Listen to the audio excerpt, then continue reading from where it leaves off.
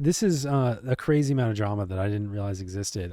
The only question I have is, how are you two still friends? Like, what was the reconciliation that happened? It's like, you know, I see flaws in people and I accept them for who they are. And while my instinct would never be to immediately jump ship and take something coveted to somewhere else, I understand that at the time, Notorious was a young man.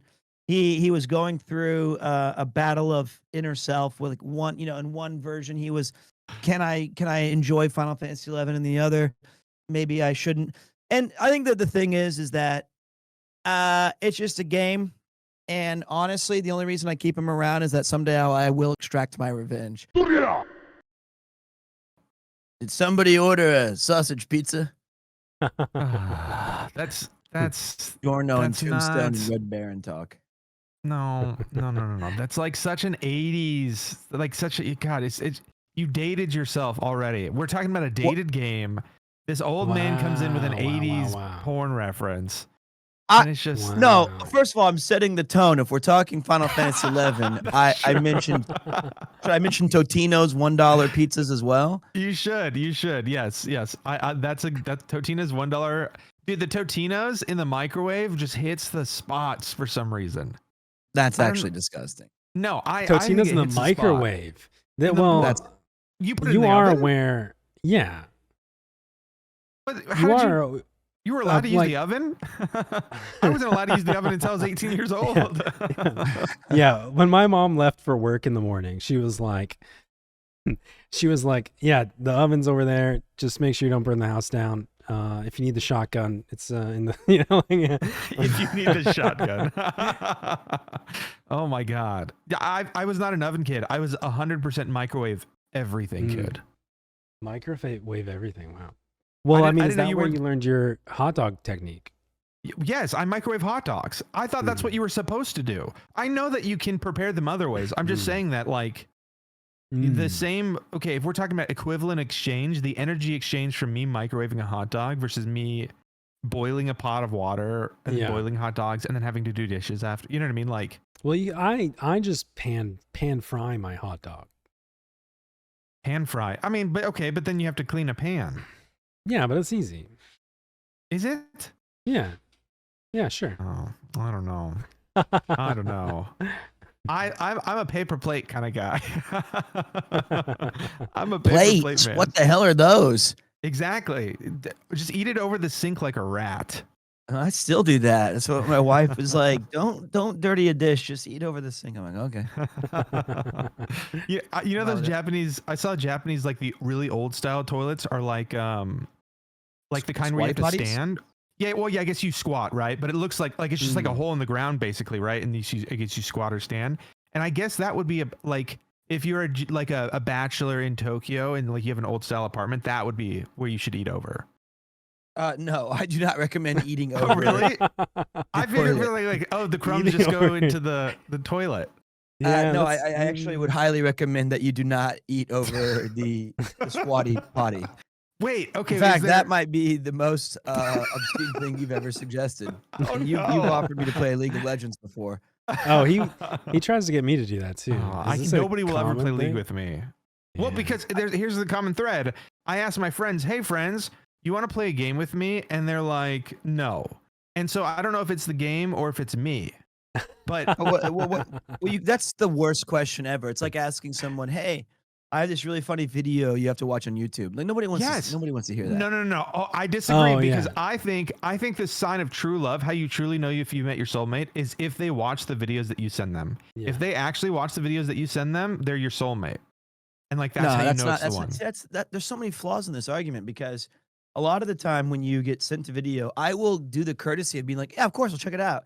But there's like a 3-strike policy. If you send me 3, shit ass videos, and then I'm like, okay, that's enough. I love this guy, but I'm not. But will you say that if you say that in the thread, at least then I can, because you got to give me a chance to adjust the algorithm to you. You know what I mean? Like, if you told me like, hey, those last 2 videos weren't funny at all. Like, only send me good shit. What the fuck I would was change.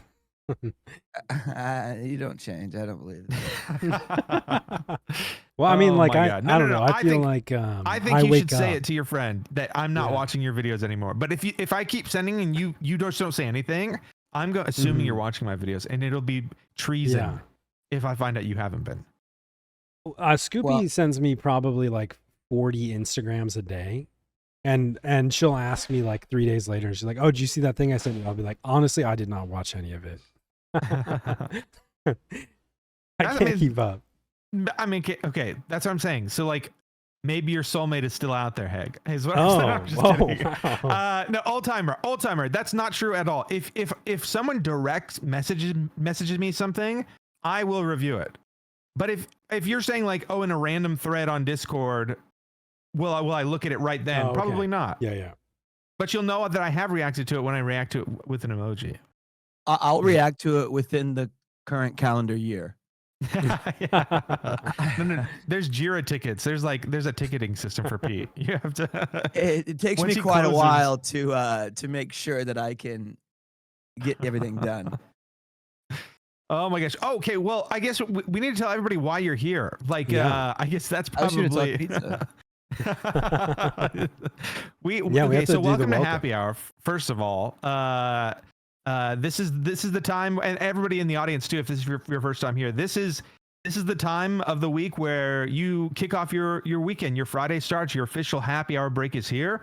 This is your signal to grab your after work or whatever you need to relax favors, whether it's a beer or an edible, or I don't know, maybe magic mushrooms sometimes would be good with there's a lot of visual elements to our show. So thank you for being here. We have a special guest. Heg, you wanna talk about our special guest? Oh yeah, sure, the pizza man. Yeah, so welcome to Happy Hour, Peter.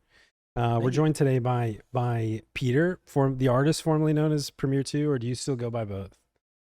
I kind of have many names and titles. Yeah. I kind of like to keep it open to, who am I meeting on Thursday? I'll be PremierTwo. Saturday, I'm Peter. Great. Well, Peter, I think most people in chat, I think are aware of PremierTwo, or aware of Peter. For those of you maybe from the Final Fantasy XI crowd, who are like Premier Who, this is Peter's a streamer. How would you categorize yourself? As like a variety streamer? How would you categorize yourself? He's more of a cameraman, I think. Yeah. Okay. How about I answer the question for myself? Damn it. I consider myself Notorious was right. I'm just a yapper. I'm a variety streamer, I guess. I think that I play a lot of games. I go outside and occasionally touch grass, and I have some really cool friends who bring me on adventures. I'm certainly not a one game specialist, but I just love video games.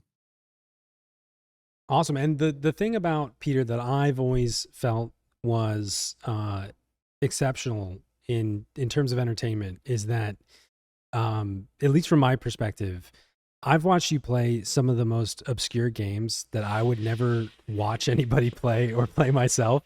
But I'm like, okay, I'm hooked now. This is interesting.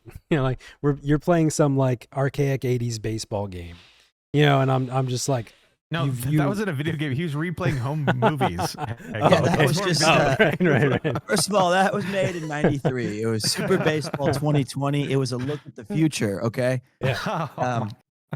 But that was a great game. I think on King Griffey Jr.'s baseball. But yeah, I think that much to my wallet's dismay, I follow the 70-30 rule, which I think has worked for me, which is 70% of the time I really do try to consider what the audience would be interested in and be keen on watching, or like, it's a popular game or something. But 30% of the time I carve out these moments where I want to show them things like Snatcher or Secret of Monkey Island, or these kind of older Super Nintendo games or Sega Genesis or Nintendo games that I thought were cool.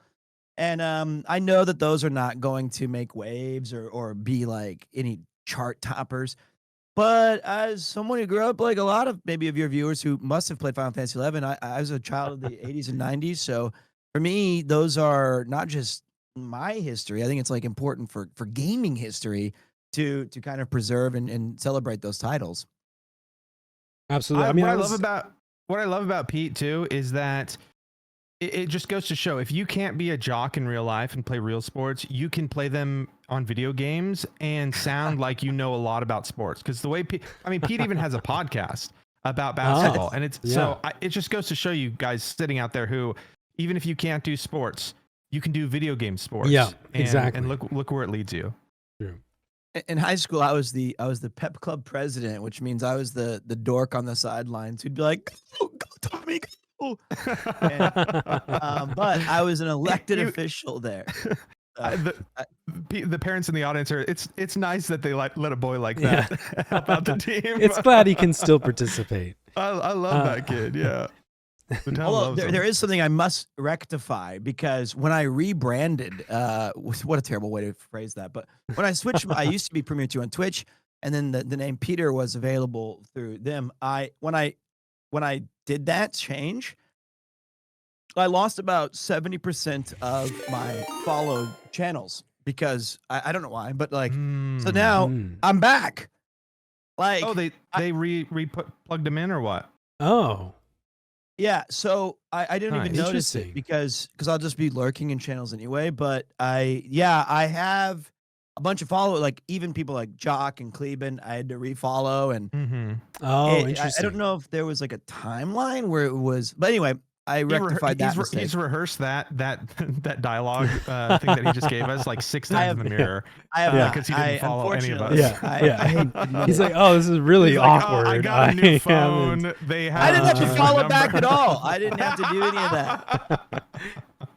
Yeah, like I could have just. But look, if you don't think I haven't seen a Final Fantasy XI stream, you'd be sorely mistaken.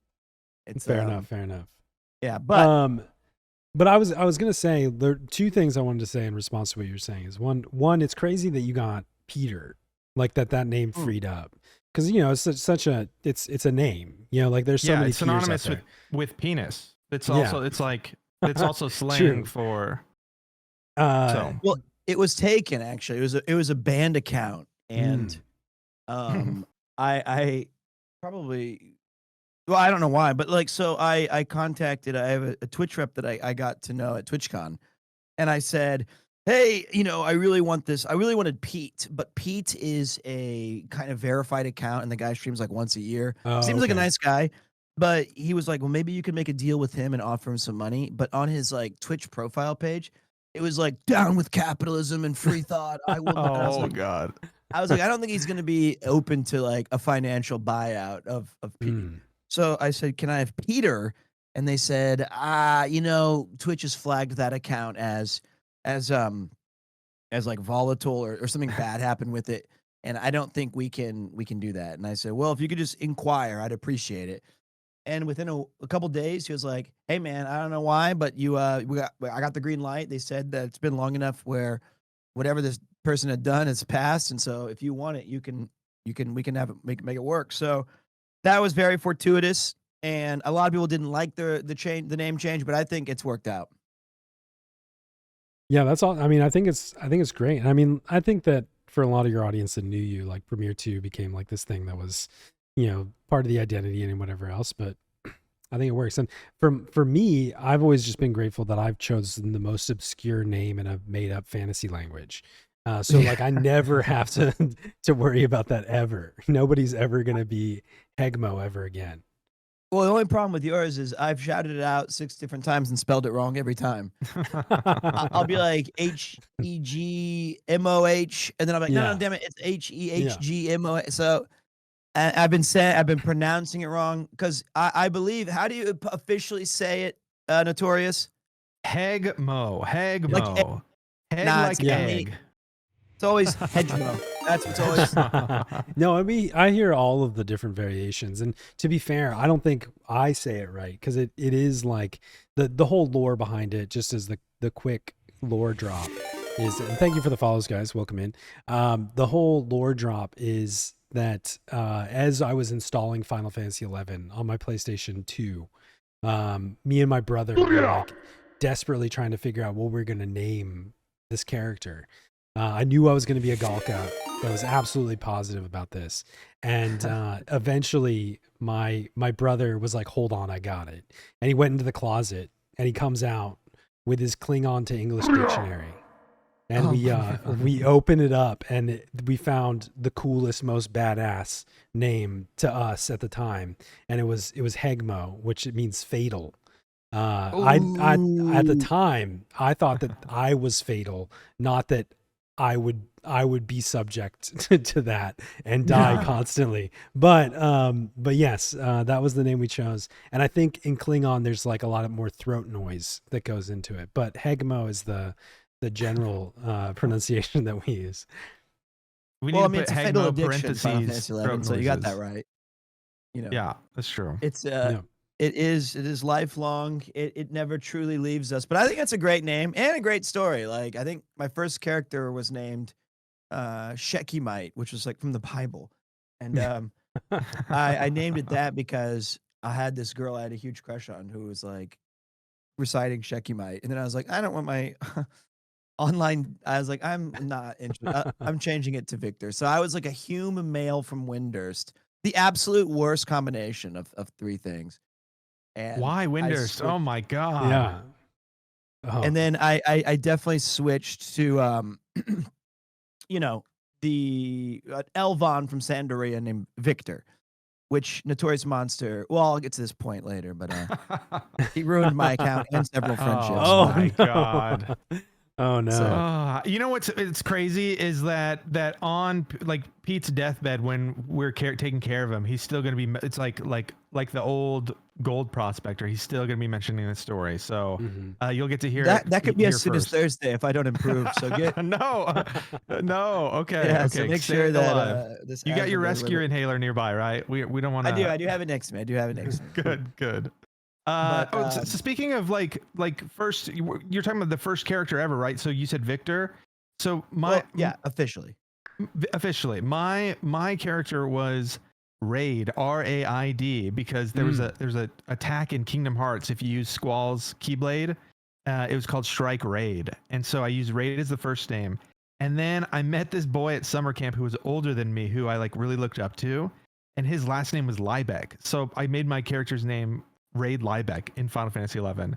And one day I remember I sent, and I'm like 10 or 11, I remember I sent him a picture of my character one day, and he goes, why does your character username have my last name? And I'm like, I didn't think it was creepy or weird at the time, but then I was like, this is it's actually kind of endearing though, to be honest. Yeah.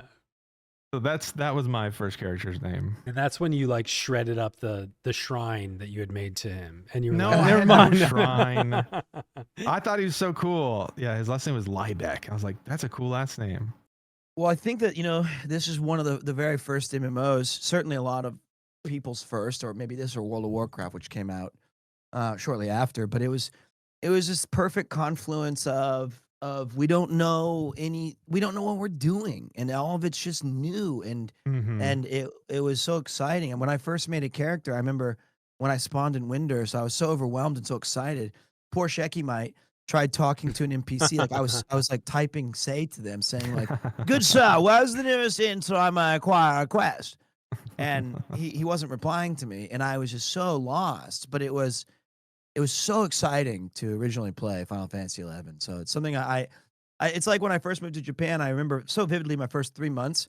I remember so vividly my first 5 years in Final Fantasy 11, because it was a constant learning experience, and that's really stuck with me throughout all of my gaming kind of experiences.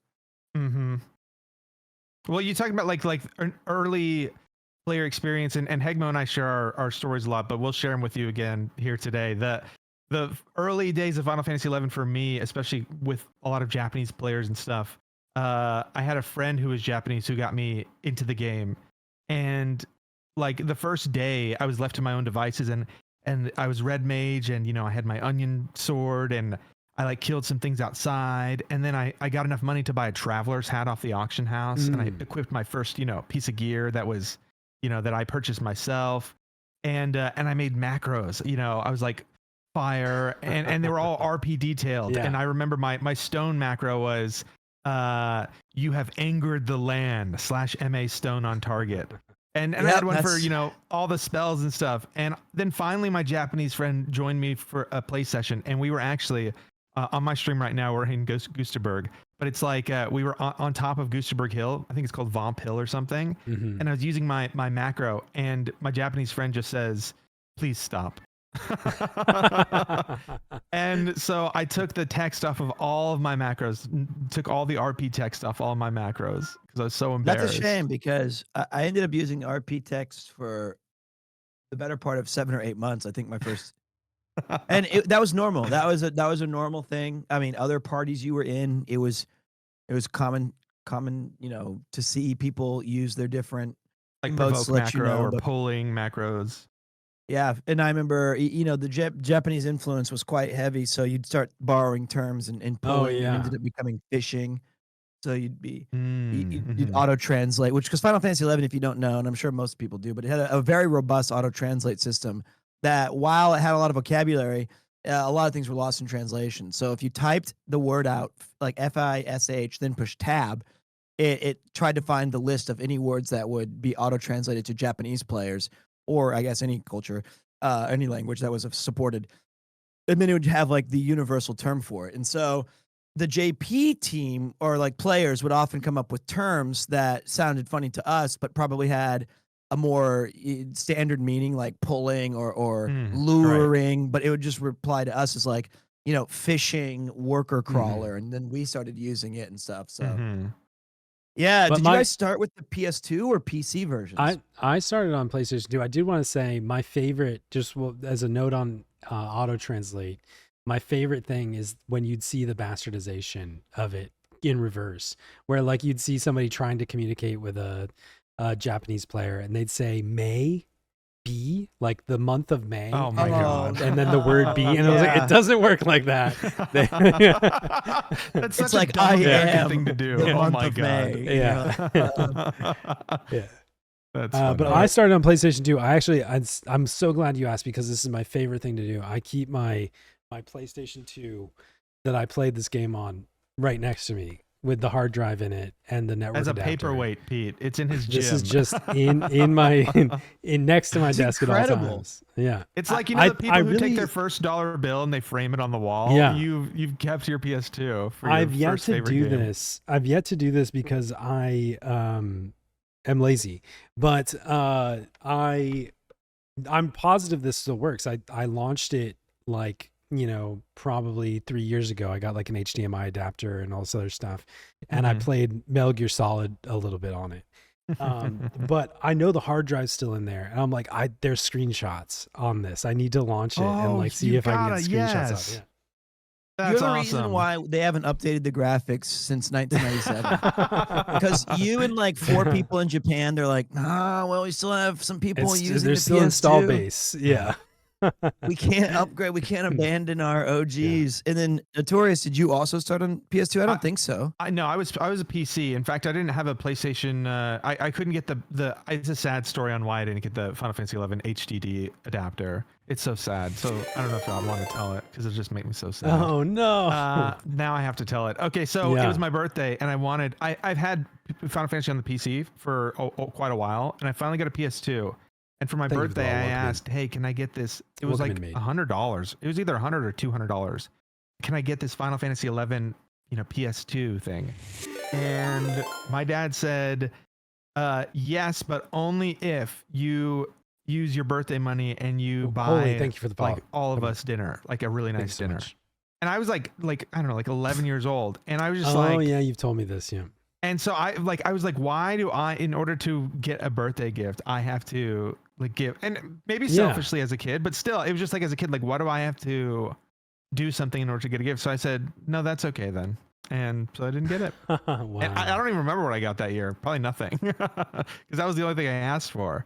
So I never got to join the PS2 crew, but I think I was better off on the PC crew anyways, because I had things like someone asking me to marry them in was it TeamSpeak or Ventrilo, one of those like early voice chats that Final Fantasy 11 players would use to coordinate dynamics and stuff. Like what, like ICQ or something like that, or Ventrilo? Yeah, it was called like Ventrilo or Ventrilo, we use Ventrilo or TeamSpeak, like stuff like that. Those early like Discords basically. And I remember being like, you know, this 13-year-old boy, and like this grown woman who's a Taru in game would not stop following me around, power leveling me and stuff like that. And then she was on our Dynamis team, and she was just, let's get married. Because you could get married in game. Let's get married. Come on, let's get married. Let's get married. And I was just like, this is so creepy. You're like, so you go to your parents, you're like, you were right. The internet's bad. Well, I'm just saying that wouldn't have happened if I was on PS2. You know what I mean? Like that was a PC player experience. I mean, I think we've talked about repeatedly through happy hours how, like, in a lot of ways, our childhoods were very opposite. And I think that, like, I was thinking about this recently because I was trying to remember, and I'm like, I think my brother like just like bought the hard drive and everything for me. And like it wasn't like a gift or anything. Like it came out and he bought it because like my brother started working when he was like 14 years old, you know, like and he had a job and all this other stuff. And so he knew I was excited because like me and my friends from like 3 or 4 years before the game came out had the Japanese strategy guide that was out, and we were pouring through it and we were obsessed with it. And so my brother had bought it for me, and I remember when he texted me, I'd be like Nokia phone, on this Nokia brick phone. I get like the dolphin notification in Spanish class, and my brother, he's like, Final Fantasy's here. And I was just like, I literally like ran home, like running home, just like a movie. That's incredible. Awesome.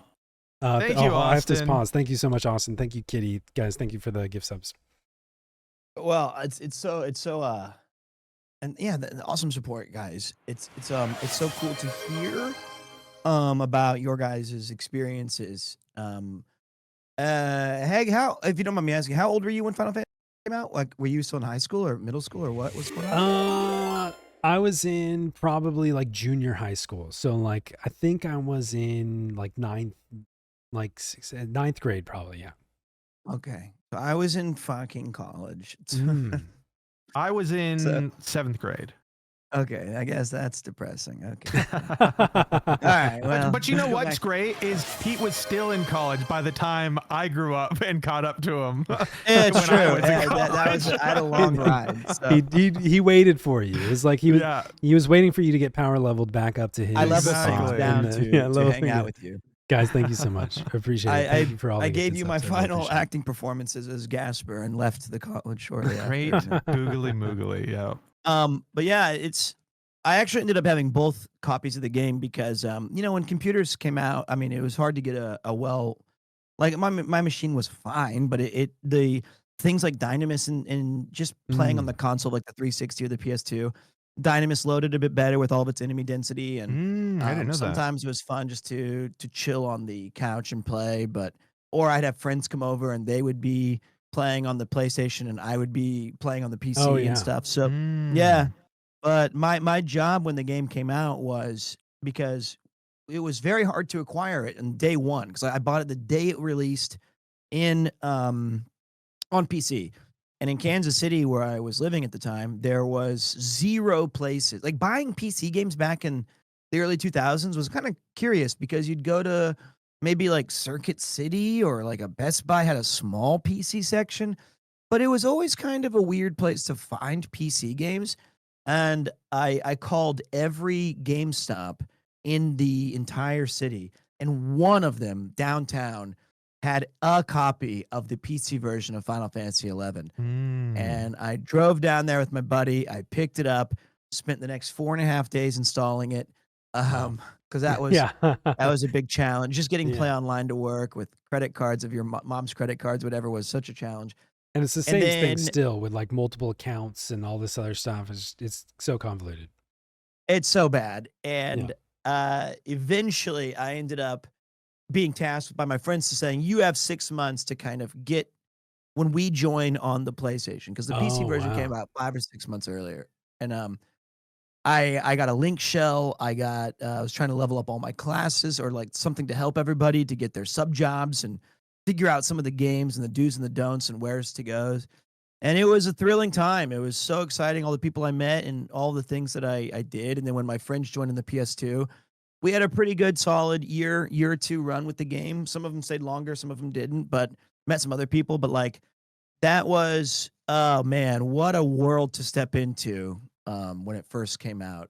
And one of those things too that like it was all you thought about at school, and you rushed home and ate something real quick, and then you immediately put a party flag up so that you could participate in the game, right? Like because that was part of the game, was waiting, right? Like you had to get a party set up and everything like that. So it was just like, I remember the leading up to Final Fantasy XI even coming out, there were like websites that were showing item icons and stuff that were data mined and all this stuff.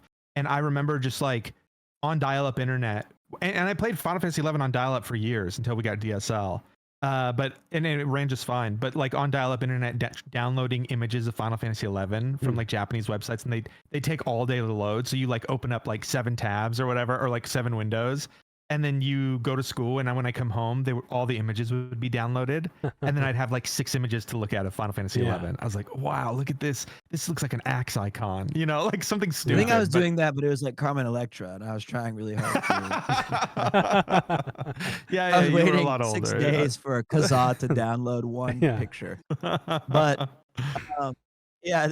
those days were very interesting, and I think that what I love about Final Fantasy XI and classic WoW, mainly Final Fantasy XI though, is that it really captures the spirit of like, and I think a lot of games, especially MMOs or these kind of titles, miss this point. Is when I got into the world, there was such a desire to seek and to go outside and I just wanted to fight things. I just wanted to go fight a crawler or a mandragora or like party with other people and overcome some obstacle. And I remember even my very first character, I was a warrior, of course, like many people. And I was trying to get to Juneau, which in and of itself was a day experience, just to try to make this fabled capital that was an hour walk. And I made it to Juneau at level like 25. And, there was this quest I don't know why I was supposed to get to level 30. I think it was to unlock a chocobo. I think that's the level 30 minimum. And we got into a party where we were fighting like saber-toothed tigers out on, I think it was which is the outside Juneau zone. It's not Rollenberry. Oh, Battalion. Champagne. Battalion. Which is the one that has like caved out old Battalion. I think. Okay. Oh, Battalion Downs. So it was Battalion Downs. So we would be in those little safety nets of those bunkers where you could zone out into like garage or whatever it was. And my poor warrior, who was the tank, because nobody had paladins, nobody had ninjas. So, but I was using my trusty sword and shield. I never used an axe or a great axe. Nobody knew that there was weapon proficiencies. And I was just using my tuck or whatever the stupid weapon was to hold aggro and do the best I could until we got to 30 and respec to something more prominent. It was a wild game. Yeah. My first kind of like death of like my innocence in the game was because like you said before, it's like you just kind of you collected equipment as you went, and like you put your best foot forward, and you kind of, but then you learn about kind of like the death of fun sometimes, which is like min-maxing and stuff. And I remember one day, pretty late in the game, I was a red mage with a summoner sub job, and someone whispered me and said, "That's a stupid sub job." And I said, it's recommended in my Brady Games guide, which it was. I said, because of the mana, and MP. I have a pet carbuncle that can fight with me. Traits. And so I said, it's pretty good. And then they started just sending me all these tells about, no, here's how you play red mage, and here's how's the right sub job for this, and this is what weapon you should use. And it like that was like kind of the first like mini death of fun, which kind of happens in every game, I guess, that you play. There's always a best build or whatever. But I remember the days before that were so great when you just had the class fantasy of just picking up whatever you found and making it work, and creating a sub job based off of your thoughts of like, oh, this would be good because these traits, before all the calculations have been done. I miss that a lot about something that I really loved about Final Fantasy XI back in the day. Yeah, I think that like that still happens, right? Like we were just talking about this earlier today, where like wanting to play Path of Exile 2 or something like that, and like the last thing I want to do is look up a meta build. I'm like, I just want to play the game. Like I'll pick whatever looks cool, looks fun, and inevitably, especially when you're streaming, like somebody's like, "Oh, pick this. This is the best skill. Pick this one." You're like, oh man, like I'm just gonna play the game. But like, I remember in Final Fantasy XI, like I played Warrior first, and I spent so much time so much time in Paulbro Mines, and I would go and I would just be out there for hours leveling my throwing skill with a boomerang, because I was like, this is gonna mean something, and like, you know, it didn't. It didn't at all.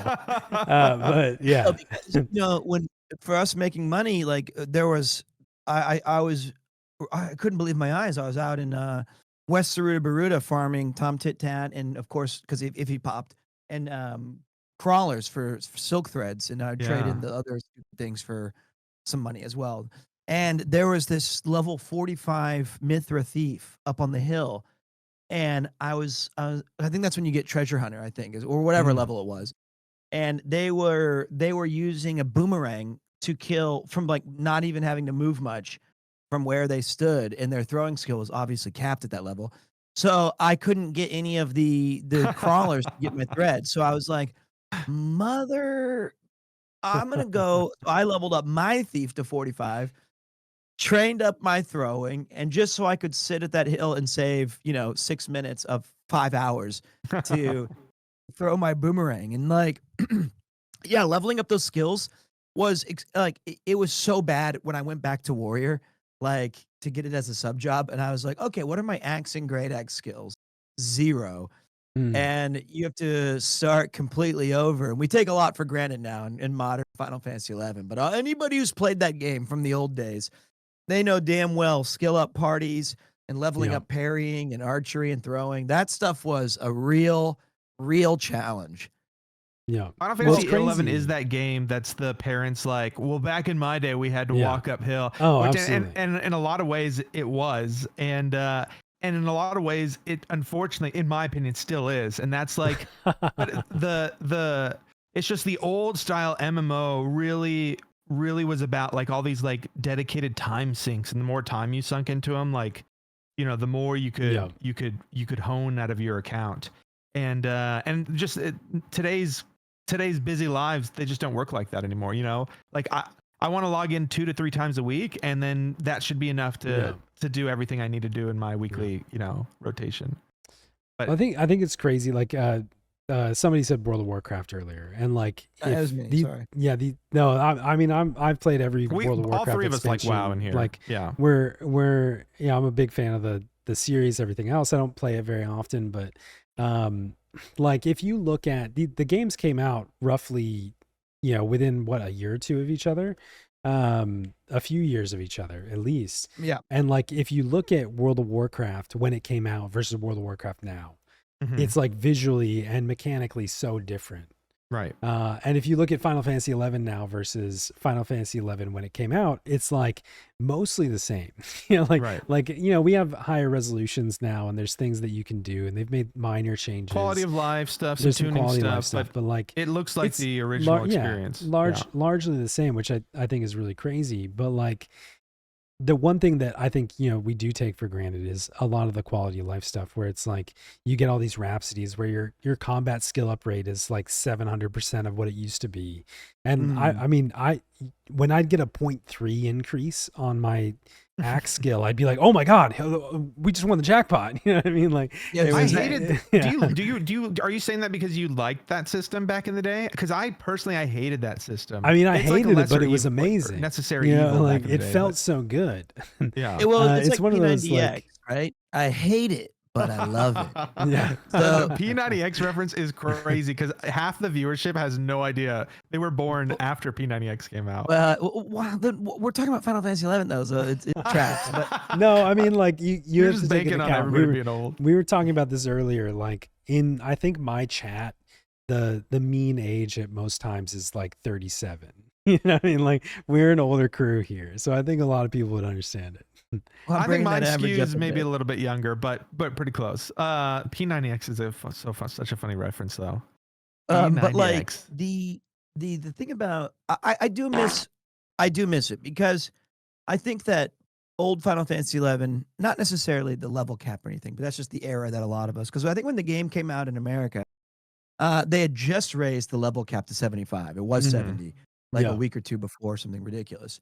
And so, you know, you still had, being level 75 was like a new thing for a lot of even JP players at the time. And so I think what I missed the most was the absolute brutal nature of it, but its accomplishments actually did feel more rewarding. Even if though I know now they're just time sinks, but being in the trenches with some other 8 people trying in a skill up party, or just getting a band of 18 folks to go take down the Shadow Lord and Zarkabard or help people do that, or whatever the situation was, even just getting into a party and being like, hey, thanks for the next 5 or 6 hours. Yeah. Let's try to do as much as we can.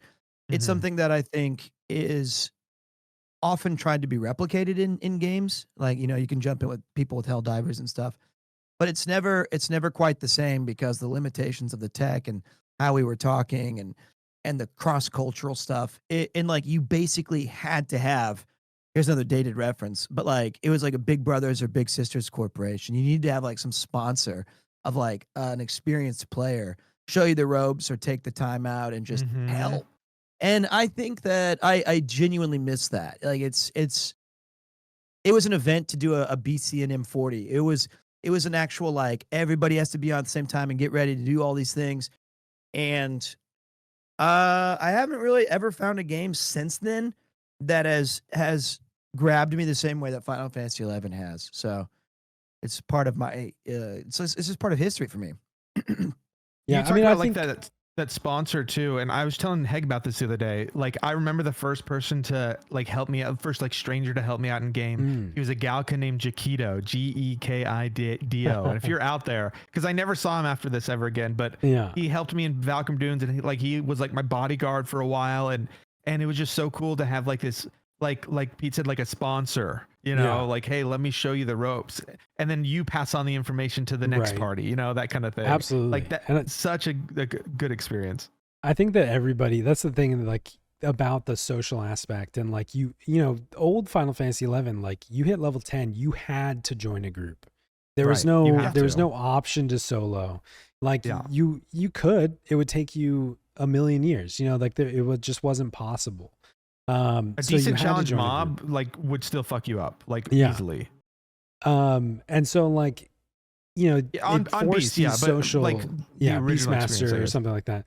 But like in like later levels, like there's people that would, you know, on Black Mage or Dragoon, they'd solo Beastmaster pets and stuff like that, where like there were ways around it. But in general, like you were forced to join a group and you were forced to socialize. And a lot of times, you know, like Pete said, like across language barriers, we're using this auto translate feature. I was on PlayStation 2 using the software keyboard to auto translate. Like, you know, like it's just crazy. But yeah, at the same time, like the connections that you made out of that. And like I remember my sponsor, you know, like Kybelf was his name, and he was an Elvon. He had the orange like swept up hair. And he would like in the link shell, he would help people go through Castle O and Castle V and all this other stuff and get their Shadow Lord clear. And you know, my loss of innocence, Notorious Monster, where it's like the first time I experienced something like this in a game, and it was just like in this party and we're sneaking up the castle to the Shadow Lord. And it was around the holiday season, and I was a level 30 or whatever warrior, and the only piece of headgear that I could equip was a Santa hat. And so I'm wearing this, of course, and I'm going up the castle, and at some point I ran out of silent oils, and so like I was like panicking. I got left behind. I died, and this guy Kybelf, who was always like super helpful, super nice, like that was his breaking point. He's like, what the fuck? Like I told you guys to like get your silent oils and stock up. We have to like kill all these mobs all of a sudden, and like we're gonna have to clear all this stuff. It's gonna take us forever. And why are you wearing a Santa hat? And I was just like, I'm sorry. Oh my god. Yeah. Well, there was a lot of moments in that game where you felt like you had to stop leveling classes, because if you dinged 59 and your character didn't fade out and fade back in with a Habergon or whatever it's pronounced, you'd be like, sorry, I'm broke as fuck. It's hard to get this gear. And so, you know, a lot of it was very challenging to get what was a community pressured like loadout and equipment, and you just feel kind of some people like that's a lot of reasons. Like some people would level like paladin and stuff because its artifact armor was notoriously strong, and you could get away with just leveling with that. And it created this weird thing. And I remember there was a Japanese, like when right before my friends came, I got to level 50 something with samurai. I think it's exactly 50 or nearabouts. And there's a red suit of armor that only samurais can wear, and it's absolutely useless. A lot of the Tenshodo guys wear it. I forgot the name of it now. Yeah. I know what you're talking about. Yep. It's like the word kabuto and kote are in there. And I spent like 3 or 4 weeks running around with my sponsor, his little Taru Japanese fella named Gravy, who I'll tell you about in a minute. And he and I found a JP Craft who was like, "You want to make that?" And I was like, "Yeah, it looks cool. I'm gonna be like, I'll." And I wore that armor everywhere, just as like RP gear, because it meant something to me, and I also couldn't afford any of the expensive shit that was necessary. Leaping boots, Empress hairpin, you know, all of the kind of key items that were taken for granted charm, now. all those. Yep, but I just it was a very brutal game where even the lack of simple gear to progress or a new weapon can make such a difference. Or you level up and somehow you notice, or somebody levels up in your party and you go, well, their sub job didn't quite level up. Or a warrior level 60, you know, monk 26. What's going on over there, buddy? And then people would accuse you of like being lazy or you're not. But it would be a week or two to get monk to like 37, which was the style of the time as a warrior or whatever. You had to do these, you had to level jobs you didn't want to do. And so it was madness. Talking about like low points in 11, I'll give you a quick high point because it's quick. The first mission that you do, the rank missions where you fight the airmen and the shadow dragon, right? The heralds of the Shadow Lord. I remember I got a group, like I traveled all the way to this faraway land in Winders and Gideus to finally do this fight. I'm a Bastoken, right? So I traveled all the way to Winders for the first time, and it was a difficult journey. And I got these people in my link shell to help me do this fight. And, you know, I'm like 11 years old at this time. And I remember my hands trembling at the keyboard during the fight because I was like, I can't fuck up. You know, like this is a big deal. This is a big fight. This is it. And it was like my first like real video game. Like there's stakes at you know what I mean? Like we can't wipe this. And I mean, like in Final Fantasy 11 too, that's like the first like cutscene fight. You know, like you haven't experienced anything like that. So like cinematically, it's different. Yeah. I still remember my hands trembling at my desk. Like just, I've never gotten that nervous before, like in anything else. But then like a major low point was, doing the, we called them Genkai because the Japanese called them Genkai, the limit breaks, for unlocking levels. One of them, you have to collect different items like the papyrus, the, you know, something else, and the bomb fragment and something else, right?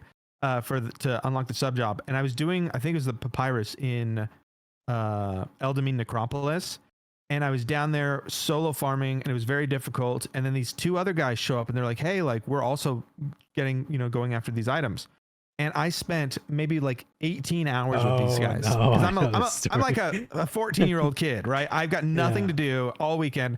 I spent like 18 hours with these guys, and they said, "Hey, if you give us the first 2, we'll stay and make sure you get yours. But if you just give us the first 2." And I said, "Yeah, sure. No problem. I can do that." And I was there before. This is my camp.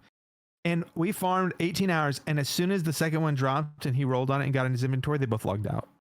And I remember like it's the first time and only, well, the only time other people have ever made me cry in a video game.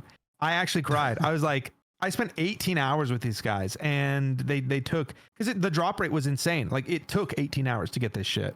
Not even in like like a Final Fantasy 14 raid progression. You've never been brought to tears by the.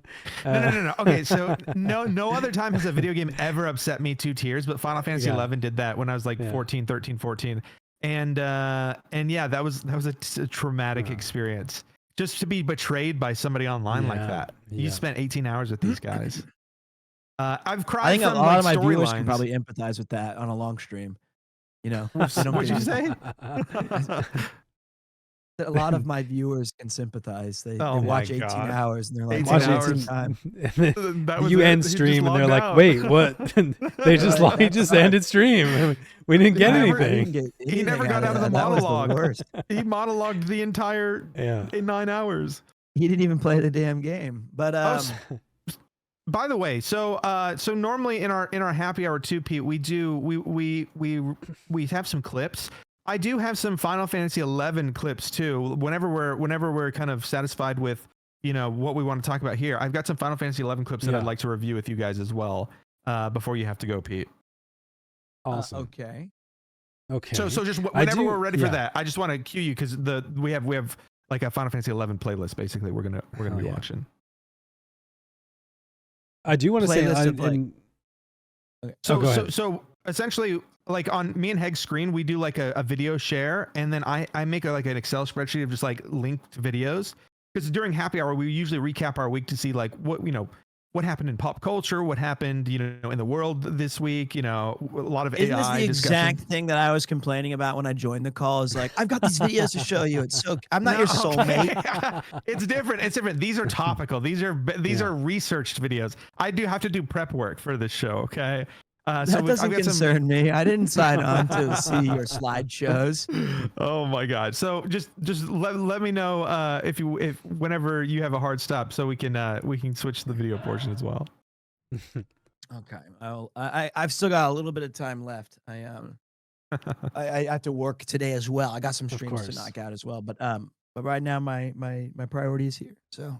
Well, do you guys want to go through some of these 11 videos? I do want to say before I'm so super happy. I do want to watch your clips. I do want to ask, because we've been kind of focused on nostalgia, and like the back in the day stuff. And I think that, you know, I've been playing consistently probably the longest over the past few years.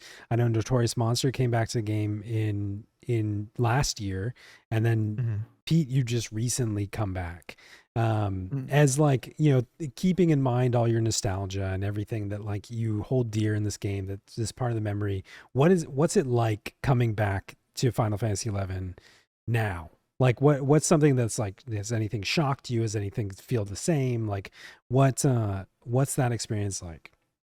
Well, I actually, weirdly, it was the very first game I ever streamed other than Overwatch on my PS4 or whatever. But like when I bought a PC, I somehow had come back to Final Fantasy XI, and I was streaming it to no one. Like this is about 5 years ago. I was on a different account, pre-PremierTwo, testing out OBS. This is like what I do every day. Stream to nobody, you know. Well, tough stuff. But I remember I was basically running around like Gusterberg, like you were, and I might have been in Lofgate Plateau, and I was goofing around with my friend who was watching to see if like, could you hear me? Could you see it? And I replaced my Galka's head or my Elvon's head with my camera face. So I was running around. My head was the character's head was my tiny one. And so this guy came in and he said, "Are you on a private server?" And I didn't even know what that meant. I said, No, I'm just I'm on like, you know, Bahamut or whatever. You're like, is this line secure? I'm like, no, this is live. He called me a slur and left, and I was like, okay, well, that was my first Twitch experience. That was years ago, Heg, and still, nothing's changed. Yeah, it's the same thing. I get that questions all the time. Chat. Yeah, that was Twitch chat, not the other, you know. But so, and then because I had a friend who was pretty notorious on the Blue Garter and kind of researching the game. One of the guys I'd met originally on Garuda. And he ended up becoming kind of a legend of the game himself, of discovering all of these latent item abilities and kind of researching the game and trying to figure out the things that were never disclosed. And he's still playing, or at least he was 5 years ago. So I asked him, which server are you on? I came back. He kind of provided me with some cool little items, and he had the link shell that we still had back in the day. And kind of, it was this neat little, you know, I played for about 4 days of playtime. Completely forgot about the game for 5 years, and recently came back when nostalgia bit. And to answer your question, finally, I think that returning to Final Fantasy XI has been equal parts nostalgia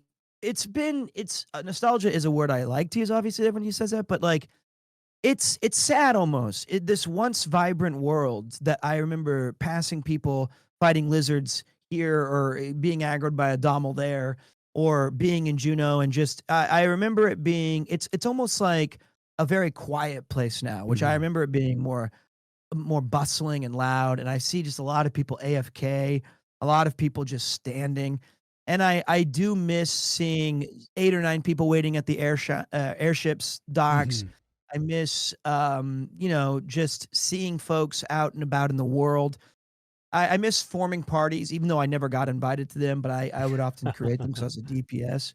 But I miss that weird social contract where we were all kind of like, all right, for the next 4 or 5 hours, let's just hope that we can do our skill chains, you know, I brought all this food. I've got all this stuff that I'm ready to do. I got to go back and get ninja tools, all this stuff.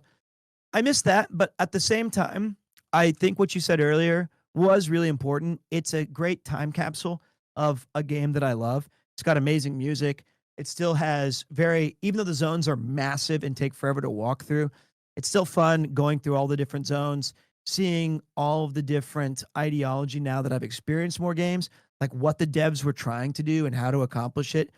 And it's awesome, but I wonder if what I'm trying to figure out is, will there be a point where I can just, like I told you earlier, Heg, like, can I have enough gear where you can plop me in a place and I can farm capacity points to my heart's content, check off all my boxes? And I used to take showers, and I would be like sitting there in the shower going like, I don't take showers anymore, of course. Yeah, exactly. I would sit there and be thinking like, damn, okay, I'm a level 53 samurai. If I can get to 58, that's 2 more pieces of it. And I'd like think about all the progress that I had done, and it filled me with like joy and all the things that could be. And now I just want to kind of relive that. And I think it's a great game. I do not, under any circumstance, would I recommend it to a modern gamer looking for an MMO fix. Yeah. It's just so convoluted, and so many of its systems upon systems and upon systems are stacked up, where it's incomprehensible despite their efforts. But I think if you love fun, I'll be right back. I'll leave it there. Well, and he's hey, gone. you've mentioned this on many streams. I agree, and this is what I told Pete too. It's like, hey, do you have I said, do you have 2 monitors? And he said yes. And I said, you need to put the BG Wiki on the second monitor when you play this, because BG Wiki, and depending on what you're doing, make maybe like a stream or like a movie. You know, like there's as far as like the systems goes, like understanding like the questing stuff, it is convoluted where you talk to this NPC. There's nothing logging it on there's no UI element saying to go to this town or to go to do this, or you know. And so BG Wiki, there was somebody who came into chat over the weekend at some point recently, and they were like, hey, I'm trying out this game for the first time. And you know, they same question you always get. It's like, oh, should I play on the official servers or should I play on a private server? And I was like, oh, I mean, I play on the official servers. Like, I don't really play the private servers. It's up to you. Whatever you think. But you know, it's a good time to pick it up, try it out. Now that you're saying this.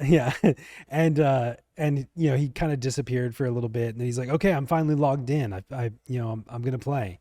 I'm like, oh, cool, great. And then like 10 minutes later, he's like, I've talked to every NPC in the starting area and I can't find a quest. There's no markers. There's no map, all this other stuff. And I'm just like, yeah, man, like that's the game. That's the game. You know, like, and then radio silence. And then he's gone. He never came back. He's gone. I mean, it's true. Look, and the thing is like, back in the day, like Pete talked about it a little bit, but like a lot of the game was word of mouth, right? Like there were Brady guides and like stuff that you could get and that were very useful and full of wrong information a lot of the time, but it was like what we had, right? And so like that's what you'd go for. And like nowadays it's just you're touring an old style MMO, and like if you have the expectation like, hey, this is what it was like back then, and my expectation should be there, I think you'll have a good time. And I think the one thing that I always tell people when they're coming back to Final Fantasy XI or trying it for the first time specifically is I'll always be like, keep in mind, this is a pre-World of Warcraft online game that somehow still exists. Right. There is no hotbar. There is no mini map. There is like these things those were invented by World of Warcraft. Everybody copied them. It's a big thing in how they changed that entire like genre of games. Right. And it's a beautiful thing that Final Fantasy XI never adjusted to that. But it's also awful. You know what I mean? Like you have to learn to love it.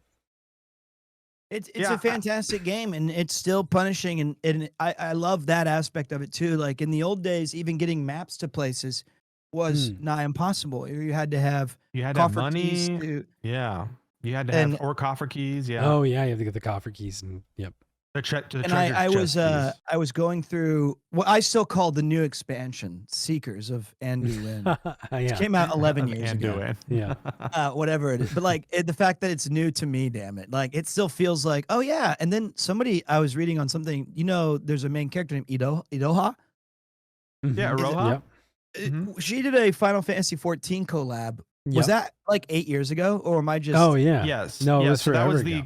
That was the collab for the Final Fantasy 11 collab. But was that like nearly a decade ago? I feel like that was 2 months ago. That was 10 years. No, that was 10 or more years 2.0. That was in 2.0, right? Yeah. So Realm Reborn, so 10 years. That's 10 or 12 crazy. years. I feel like it was recent, but it was. But anyway, I was thinking about all the efforts that they did make as I was playing through Seekers to see new stuff and experience new content. And I was like, well, thank God, at least some of the mapping systems a little bit better. And then I got into like Yatunga Jungle 2.0, and it was just you get the Yorcia. You have to like climb and stuff. You have to use climbing. I was like, what the hell? I have no idea. You can't even with the map. Yeah. I have no idea where I'm going. And I had to look up somebody used like a green marker to show like these a path. This is the path you can follow. And I was like, well, Final Fantasy 11 never changed. But you know what though? Like so Pete and I got to game for a little bit, and he just hit 99 on Ninja, and I was like, oh well, let's go get some katanas that are accessible to you, right? Yeah. And so the first katana we got, it was like this orc fly trap. It was like this really easy UNM, right? And we dusted him. We got him his katana. And we're like, okay, let's go get this other katana from this vampire NM. And Pete was like, yeah, I killed this vampire NM actually when I was questing through here. So we're gonna do the UNM version of it. And he charms me, and I turn into a vampire bat, and I murder Pete. Thanks a lot, man. Yeah. and we couldn't get that katana because we kept going back, and I kept murdering Pete, and I was just like, you know what though, that was fun. That's an MMO experience. Yeah. Absolutely. The only thing I would have changed, it would have taken 4 hours to walk back. And there would have been time to think about our actions. And then come up with a better game plan. But the other thing that's kind of cool is that I also was heavily invested in this game, that when Final Fantasy 14 1.0 came out, I bought the special edition. I was very excited. And in a lot of ways, 14 1.0, as Notorious knows, it was a true 11 sequel. Successor. It was punishing. Yep. It was awful. It was grindy. I never got to play it. I really wish I had. It played like a slideshow on my computer. I couldn't install it. I gave up. But I would have loved it as a Final Fantasy 11 player, I think. But it was awful. Yeah. It was like you got capped out of how much EXP you could earn in a day, so you couldn't play anymore. Like, it's so stupid. But it had some cool concepts, like, was there a class system, or was it more like so the first initial one, the one that you remember, is going to be like you could skill up like shield skill and sword skill and like another skill, and like essentially like customize like abilities and like kind of like build. And that was very, very cool actually. And so like you could make like a Templar build if you like upgraded your shield skill, and then also did gladiator, leveled that up and stuff like that. So it had like a lot more expression. It was just, again, woefully ill optimized and prepared. And same director as 11 as well, as Tanaka that did 1.0. Well, it was a great, but I love 11. I am committed to, now that I recently had a child, and I will never subject him to this game, but I do want to continue seeing all the stories again, kind of gearing up a character. It's sad though, because you know the balance of this game, the classes I like are just, there are have and have nots in this discovered and fully realized title.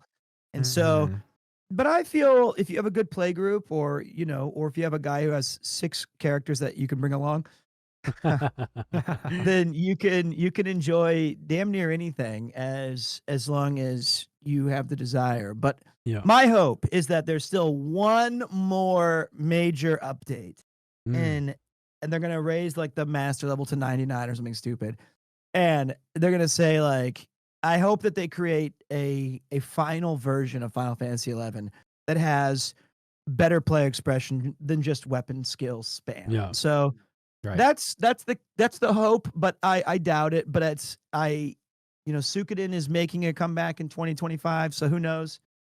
Hey, turn-based are back too. Claire Obscure's brought turn-based back, so nothing's off the table. All these old games. The table. Yeah. Well, but then again, I imagine that Final Fantasy like 18 or something is going to be the next MMO or whatever. So, but yeah, it's a great game. It has amazing music. It has a really cool world. Its storyline, like a lot of Final Fantasies, when you zoom out, it has some really cool like brushstrokes of a story that you're like, okay, and looking back on it, that was a cool little arc, even though in the moment it's kind of, you know, just it was a lot cooler in my head when you mentioned that, because I recently ran through some of the missions again, and I was like, actually these weren't as, I think especially like once you've experienced like really good game storytelling in other games and other titles, and then you come back to this and it's like, I remember this being way more epic than it was, but I think it was also because I was living in this world when I was playing this game. You know what I mean? Like you logged in every single day and played this game. You were living in this world. Well, it's crazy the to story think felt that stronger. On a normal Final Fantasy 11 month would be, you know, you're lucky to gain a dozen levels on your main class, if any, or some merits. You'd be lucky to do a section of the missions that you're currently on. So it wasn't like you just do Rhapsodies of Vana'Diel, you know, all in 1 or 2 sittings. You kind of, you're like, okay, I finally got a Chains of Promethea 3-2 group together, and we're gonna, and so it made it kind of, especially on the fights where you do like any of the fights that were so hard, like it created this awesome memory. Like I remember on one of the fights, I was Samurai main and our tank died, and right at the very end, I third eye and then like dodged the thing and did like Tachi Gecko and killed the boss, and we all got the clear through the thing. Like there's those moments that we all remember of, and that's what this game created. And I don't think I can say a single thing like that in Helldivers 2 or whatever kind of friend slop that you're kind of like, oh, let's just log in for 8 hours and bash bugs, and then at the end of the night though, there's nothing that's really truly memorable of it. You know what I mean? Yeah.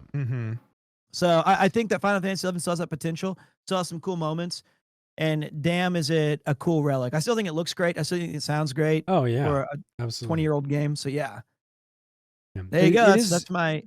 It is good to know, you know, that like you're still enjoying, and like we talked about this a little bit the other day, where you're like, I'm still enjoying, like, you know, just grinding out some levels, whatever else. And like I'm struggling with this mentality of, I'm like, okay, we gotta get you this, and then we're gonna go here, and then we're gonna do this, and then we're gonna get you the best gear over here, and then we're gonna do this over here, and then we're gonna clear this, and then we're gonna get you your ultimate weapon. And you're like, no, it's okay, I can go slow. And I'm like, what do you mean? We gotta keep going. I'm Final Fantasy 11 coded through and through. I like when I told you, when you invited me to the party, it frightened me because I felt the sudden like pressures of, oh my God, I got a party invite. For the God's sakes, please don't let my dragoon don't let them examine me. And you know, that's how that was. It's just, I'm okay taking it slow, but at the same time, there's been several different moments where I've been playing by myself, and I just was like, you know, this would be a lot better if I had this just expedited, or if I had gear that meant I could do things. But like, it's part of the pain. It's a masochistic game that I signed up for.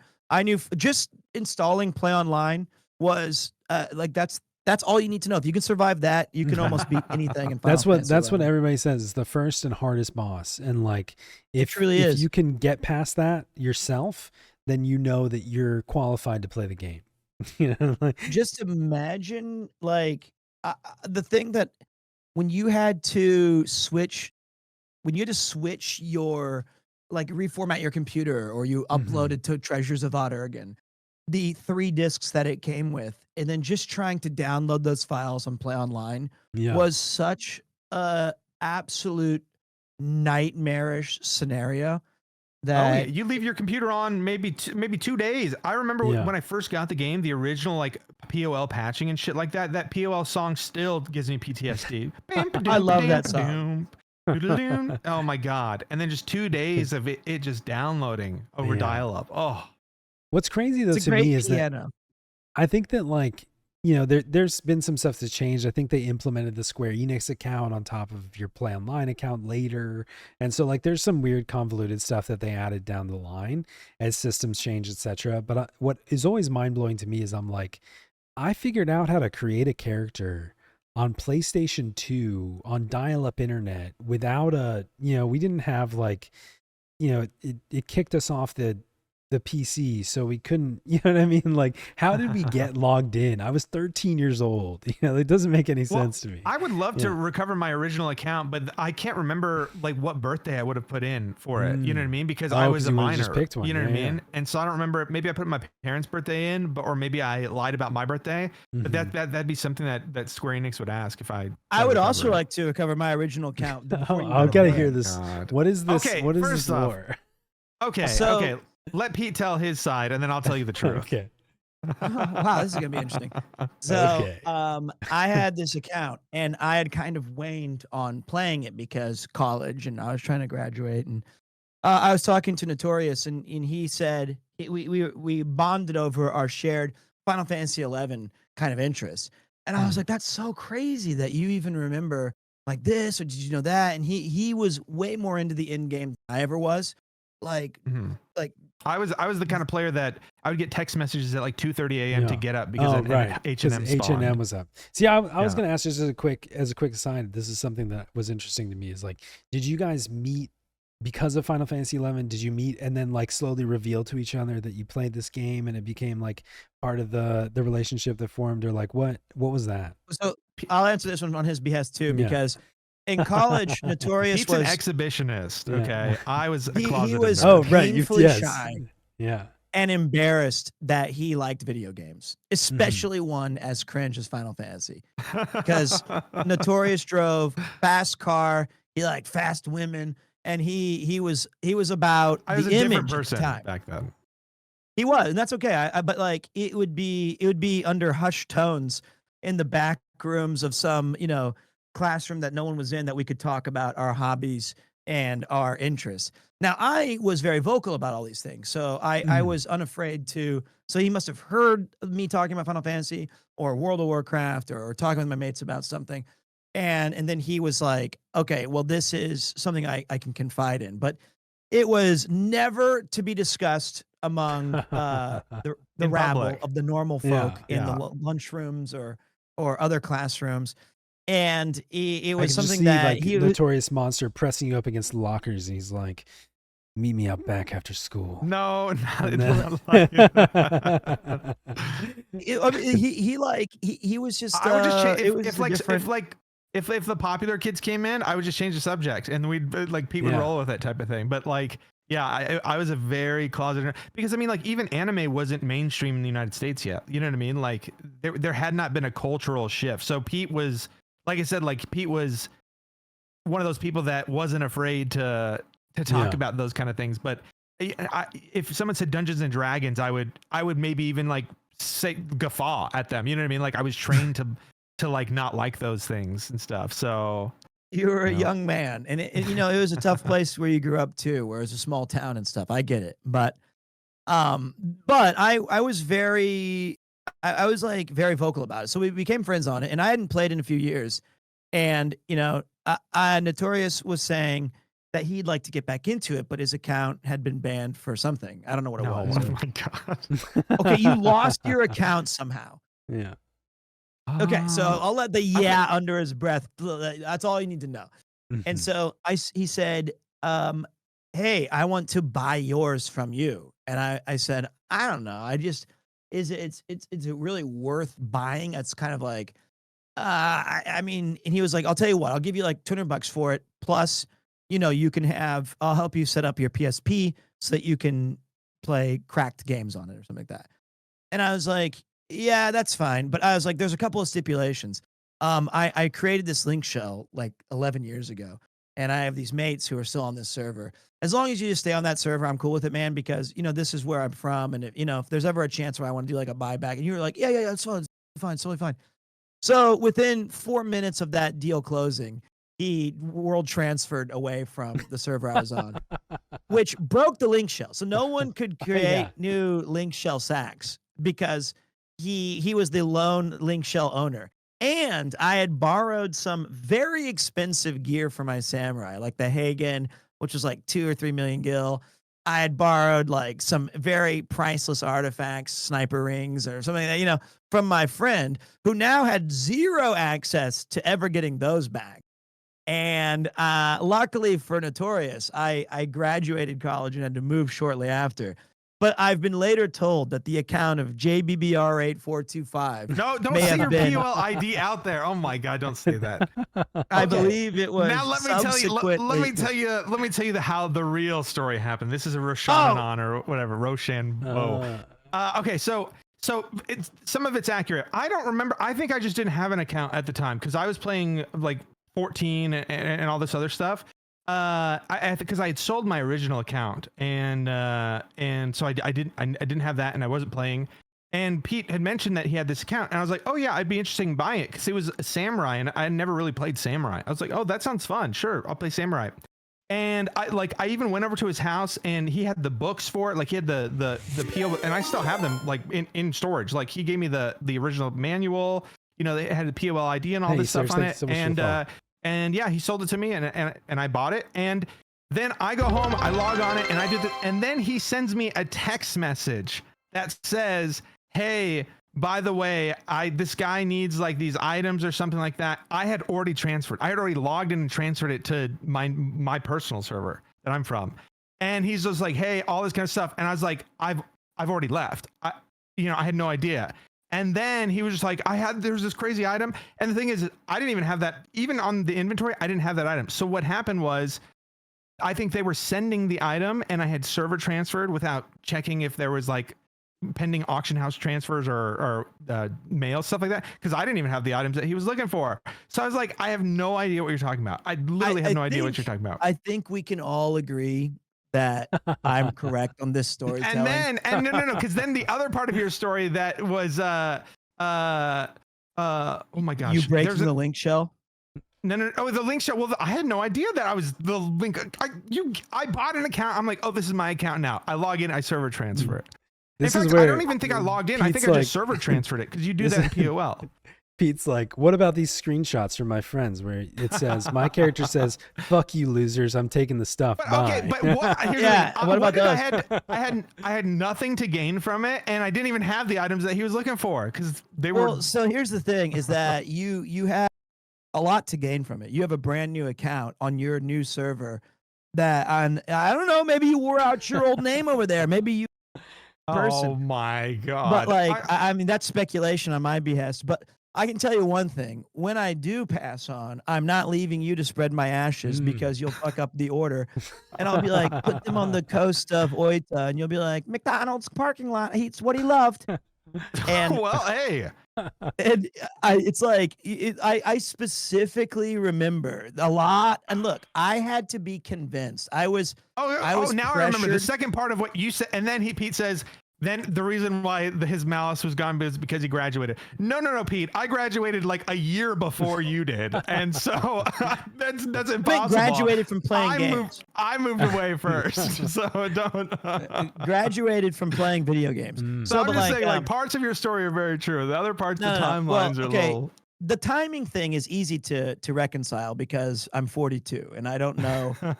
I can't even tell you what I had for breakfast yesterday. That part, but like I remember Betrayal very clearly, and the thing that's sad is that I did have to get pressured into selling it, and so because pressured into selling it, Oh yeah, I'm sorry that I gave you money for your. Well, there's a couple of things here. Let's just be honest. He lowballed me. It was a cheap price. No. By the way, I do. You said 200. I think like there's no way I had 200 on me. I think I paid $70, and I do remember jailbreaking your PSP for you. I think that was part of the deal. Then, yeah. So I think my regret isn't that like because it was like because you insisted on buying it and you were like no it's and I was okay with giving up the account because I'd kind of moved on to some new things.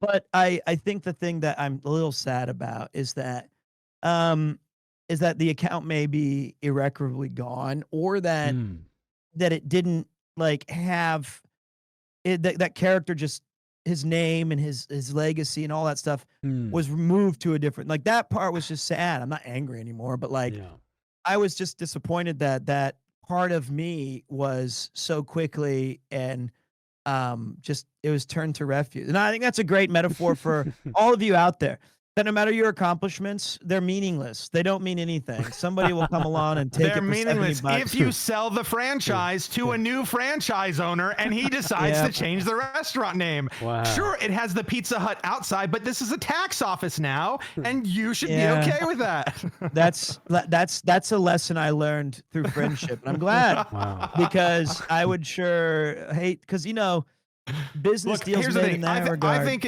it's still recoverable. I played that account probably for like 2 or 3 years, and then in around 2016 I started all over. I started a brand new account because the other thing too is like, look, if you truly, this is going to be a thread that we can do like on the anniversary episode. Pete, I spoke with 14 Square Enix representatives, and we were able to get you something special. You are the and then father. we give him his account back. Yeah. Also, we stole your driver's license, and we'll get it back to you as soon as possible. This is a crazy amount of drama that I didn't realize existed. The only question I have is, how are you two still friends? Like, what was the reconciliation that happened? It's like, I see flaws in people and I accept them for who they are. And while my instinct would never be to immediately jump ship and take something coveted to somewhere else, I understand that at the time, Notorious was a young man. He was going through a battle of inner self with like one, in one version he was, can I enjoy Final Fantasy XI, and the other, maybe I shouldn't. And I think that the thing is that it's just a game. And honestly, the only reason I keep him around is that someday I will extract my revenge. I don't know how yet, but someday I will get him back, and I cannot wait for those days. But yeah, it's Final Fantasy XI, man. Imagine giving away your account right now for $70, Head. Yeah, and then I immediately giving away. You sold it. You imagine selling it. Imagine saying, "Here you go." Yeah, you can say no. I mean, you can say no. Pete acts like I had a firearm or some kind of. Okay, but I don't think I was a threatening guy. You're very threatening. But like, it's not so much selling, because like it's not like I listed it on Blue Guard or Trades or something. Because selling your account was still kind of okay, guys, never go into someone's house and look at like their family heirloom and say, wow, that's a cool heirloom.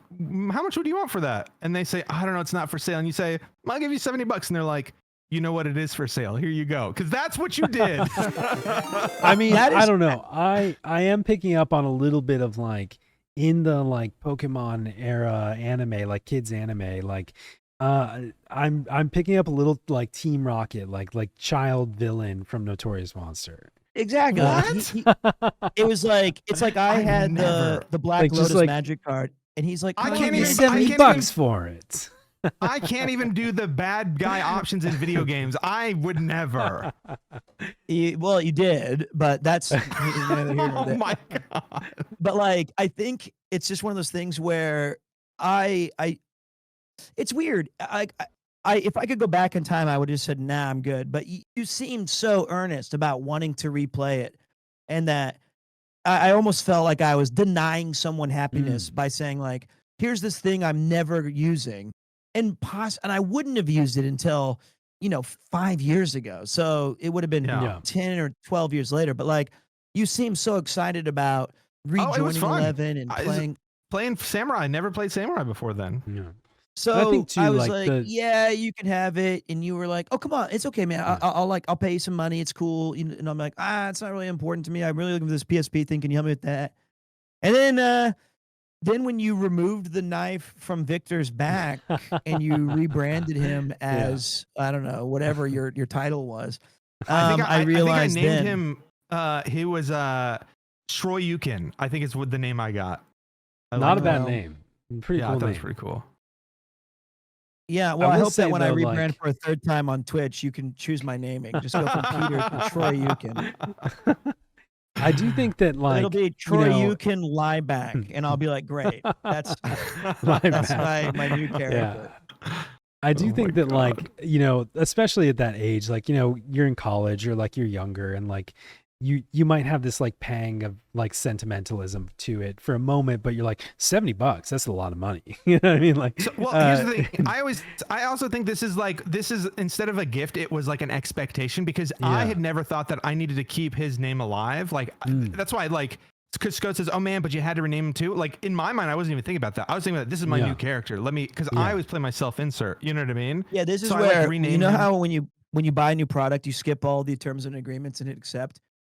Notorious heard what I was saying, and he was like, accept. And then he just broke those terms immediately. And he was like, I'm good now. But my God. It's okay. That's cool. I think that if it makes you feel better, Pete, I did have a great time with it. It was I think it was level 80s era, when Abyssea was out. And I played a lot of Samurai, learned Samurai. It was the first time I'd ever played Samurai. And yeah, I really liked that character. Well, I'm happy to hear that because one of the things I was during a phase during that time in college was I was trying to get away from materialism anyway and sentimentality. And because I knew I was moving to Japan and I couldn't take a lot of, not that Final Fantasy XI is the exact reason, but that was something that I wasn't a hoarder, but I noticed that I had been accumulating several boxes of things. I just couldn't keep anymore, especially if I knew I was trying to make a life change. Yeah. And so that was a good era for me is because I used to collect all my Super Nintendo cartridges. I gave those all away. I had all these things that I think are cool and valuable, but ultimately, I'm glad that you got some use out of it because and I still have all the booklets and stuff. It's still it's probably with my Brady guides. You know what I mean? It's still part of my collections of stuff that I have. So and it's next to, in fact, I have a Final Fantasy XI mouse pad from EB Games from when I pre-ordered one of the expansions, and it's in that same box. I know they're maybe all I can together. buy that from you for $70. Yeah, and then I'll immediately just deface it. Oh my! But then it's yours. I don't care what you do with it when it's yours. Oh my Lord! I mean, I can selling totally someone a car and then they change the paint color and you're like, why did you paint the car? Yeah. It's my car now. I can feel for Pete because I think I went through the same thing. I was in grad school and I was going to art school and there's so many things that I threw away or I gave away or all this other stuff and you were trying to become a new person or whatever else and then you look back on it, you're like, that was maybe something that I never should have let go of. Maybe that part of my childhood I should have kept. But yeah, it's a tough thing. It's fantastic to hear this drama unfold here. So I appreciate you guys sharing. Yeah, it was a wild era. That was the 11 story, the stuff you don't see on the screen. Yeah.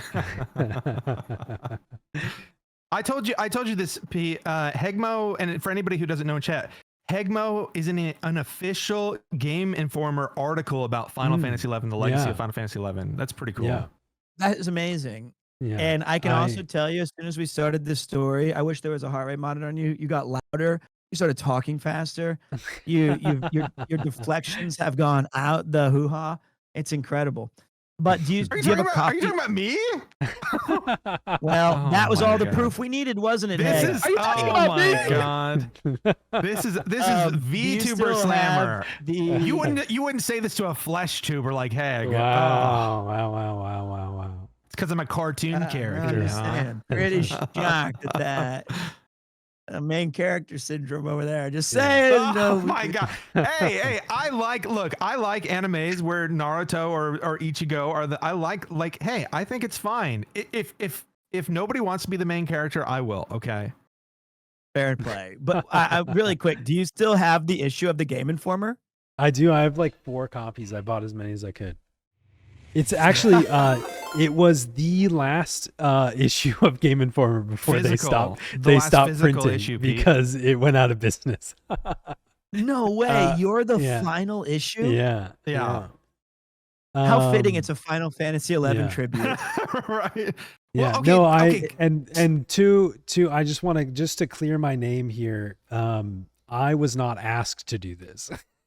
There was a guy that posted on the writer, the author of the article posted on like the subreddit, and he was just like, hey, I'm looking for people to share their stories. Please reach out, blah, blah, blah. And so I just sent him a DM and I talked to him on Discord for like an hour, and he was like, man, this is fantastic. I'll share it with you. And he sent me the link later, and I ordered like 5 copies of it. And yeah, it was a really fun thing to experience and be a part of. So in a year from now, when the goal is 2,000 subs, we'll get a signed Heghmoh Game Informer to one lucky viewer out there that we can frame up. And if we get, I'm all for incentivizing and just shilling as hard as possible. If we get there sooner, I can sign it right now. Like if you guys want to follow. There you have it. But what a fun trip down memory lane that now for some reason I want to go punch a wall. That's weird. But it's so fun talking about this game and to playing it. And you know, it's funny, like even last night after I finished my stream, I made sure to log into Final Fantasy XI and just use my eChat ring. So I'm like, when I wake up, I'll have a nice little bonus so I can get some merits, and it's like that kind of little revisiting of places. Just it really warms my heart. So it's a great game. It all began with a stone. Yeah, and I never turned that off. Like I kept that intro on every time I log in. So I never turned it off. It's more of like a tech issue though. He couldn't figure out how to figure it. Well, you know, there was a fun Easter egg later on so basically when you start Final Fantasy XI, if you never played it, there's this cutscene that plays where at the beginning it all began with the stone, as the legend says, "In ages past, a sentient jewel, enormous and beautiful, banished the darkness. Many lights fill the world of color." Whatever. So like, I was fighting some loser Kefka wannabe called Balamor, and he has this monologue at one point where he says the first paragraph that I always quote, that exact first paragraph. And he goes, well, some rubbish that you've heard a million times. And I was like, wow, that's me. Yeah. He's talking about me. So for anybody who never turned off the cinematic, he referenced it. Now by the way, guys, so I don't know if we have time for it, but I do have some Final Fantasy XI videos that I would like to show you guys if you have some time. I'm happy. I have a little bit of time left, so let's see what this is. Okay, Heg, let me know when your screen is ready on your side, and I'll hit play. Watch stream. Might have to resize this really quick. 1 sec.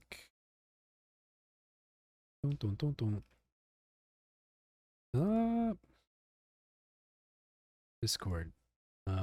Why is streaming so hard, you guys? I ask myself that every time I turn on my computer. I'm endlessly confused and lost with even the simplest of procedures. All right, you can go. Oh, and all right, here we go. All right, I'm gonna get the first video up here. This is way too loud for me. Okay, hold on. Once again, proof that basic cable standards are slipping. Adam Sessler and Morgan Webb. Slipping fast. Welcome back to Exploits Can't Hardly Wait special. We're showing you the games that will rock your world in 2005. And then we're showing you what to play until they come out. And what episode of Exploit would be complete without Final Fantasy game? I am assuming that's a sarcastic rhetorical question. A sad one. Square announced Final Fantasy XII at E3. And from what we can tell, well, the cutscenes look good. Yippee! But of course, some of you can't wait until 2005 Final Fantasy XII for this great. RPG to steal 40 irreplaceable hours of your life away. That's why we have Final Was Fantasy not well 11 received at online. launch. Which can steal thousands But of hours it is of your now, life I away think, right now. retroactively beloved. Here's our review. Because people understand it now. Hey, this is my game. I'm clutching your head. Final Fantasy XI marks a major departure for the Final Fantasy series. After 10 single-player RPGs, Square Enix has struck out into the massively multiplayer realm. After slogging my way through the clumsy interface, I'm ready to create my character. Let's see. Okay, not into this cutesy-bootsy Monchi cheat thing. I'll go with a hot cat girl.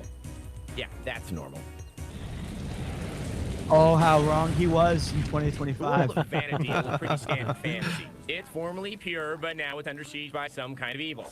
Only you and thousands of other players can save the place from the rampaging hordes of orcs and other monsters. Like this evil sheep. What? You've never seen evil sheep before?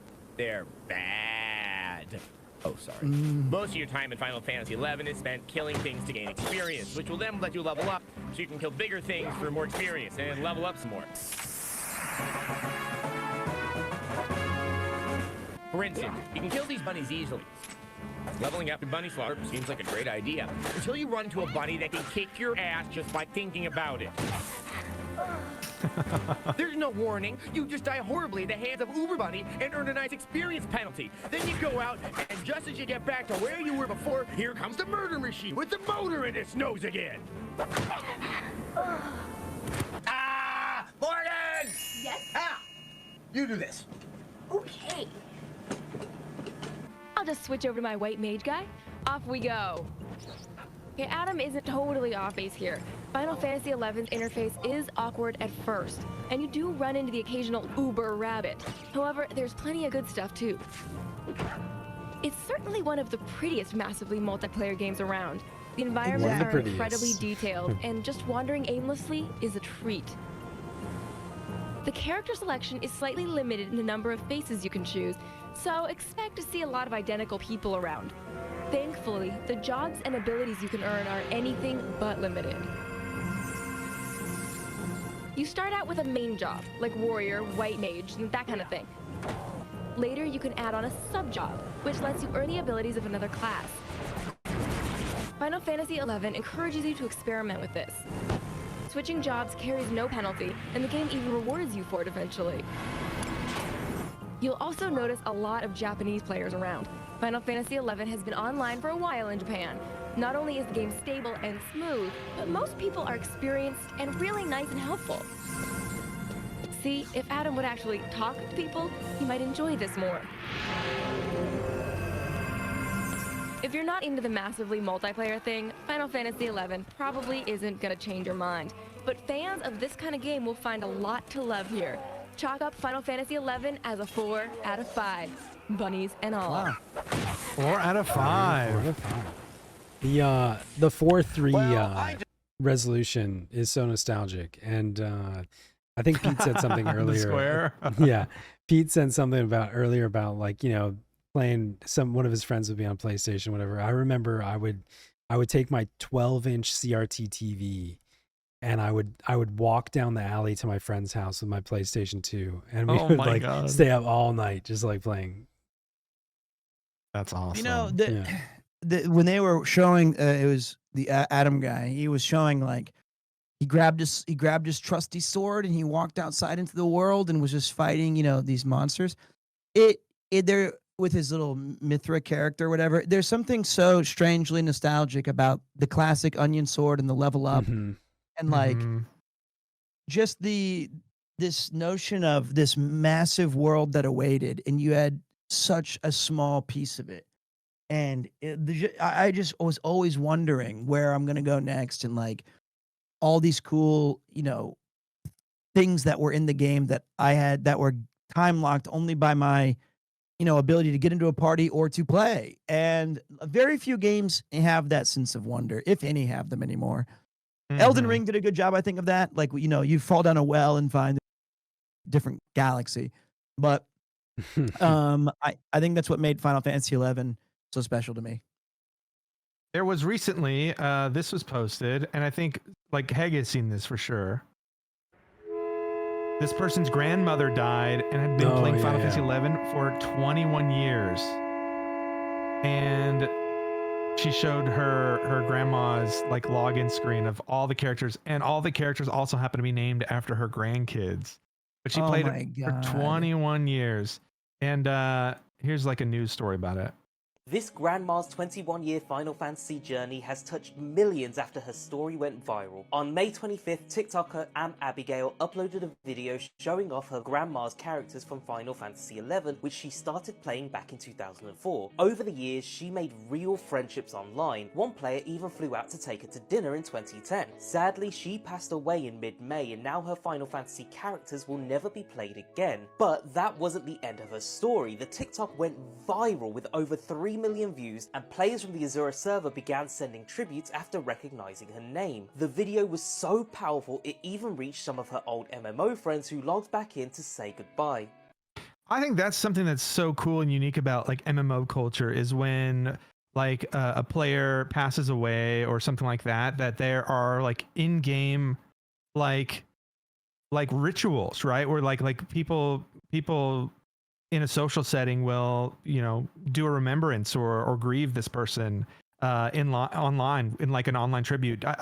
The guy who did Berserk, I remember when he passed away, like in Ul'dah, they had like everyone put out a campfire and like switched to Dark Knight and had their greatsword. Oh wow, that's so cool. Like stuff like that, you know, to honor these people. So I thought that was so cool, and it's just also like you know, this game that's been with some of us for 20 years, but it's been with like people older than us for 20 years as well, you know? Yeah. That's crazy. As a just random, this just happened. I'm running. I just started running from Bastock, and I was like, I need something to do. I just ran from Bastock, and I'm almost to Windurst. As I was running, I was running through the Saruda Baruda.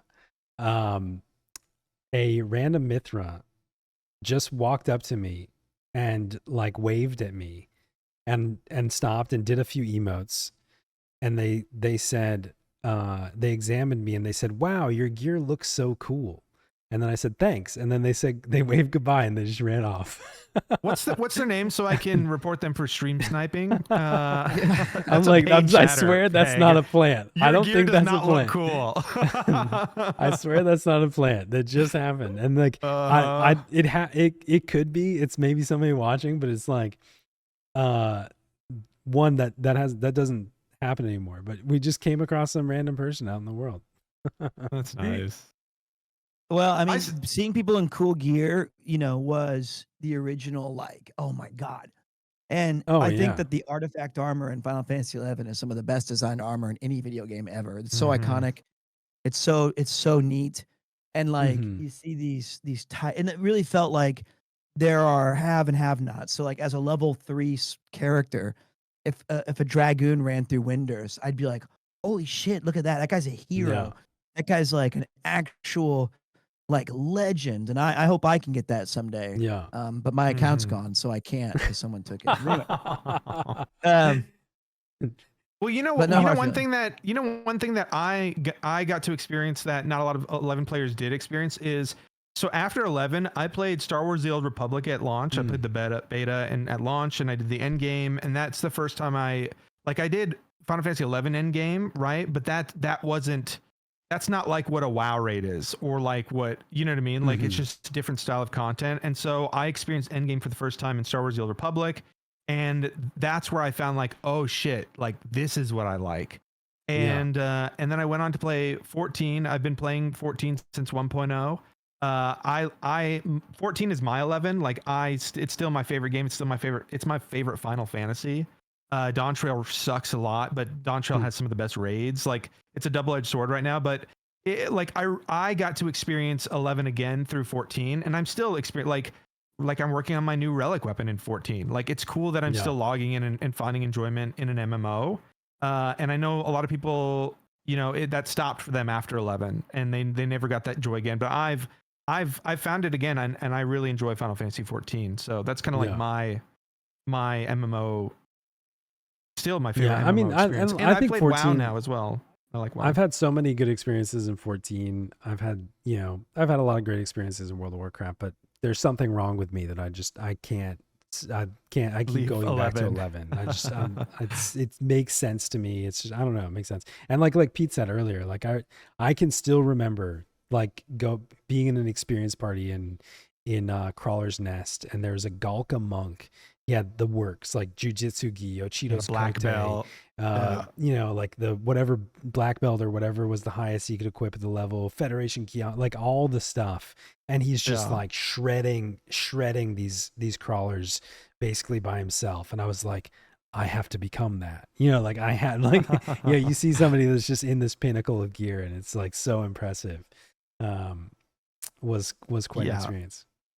Yeah, especially like I Red Mage was the first job I got artifact gear on, and when I got that hat, man, like I would get so many tells like, what's that hat from? That hat is so cool, you know, because that, like Pete said, like it is some of the best designed class sets in any game. I think they're way better than the WoW class sets for early WoW. I don't even remember WoW class sets. You mean like the rating progression stuff? Yeah, they're rough. I remember like they have no I remember feet. like the like rogue set and the because I played rogue and hunter, and like what was it called? It wasn't Giant Slayer, that was the tier 2.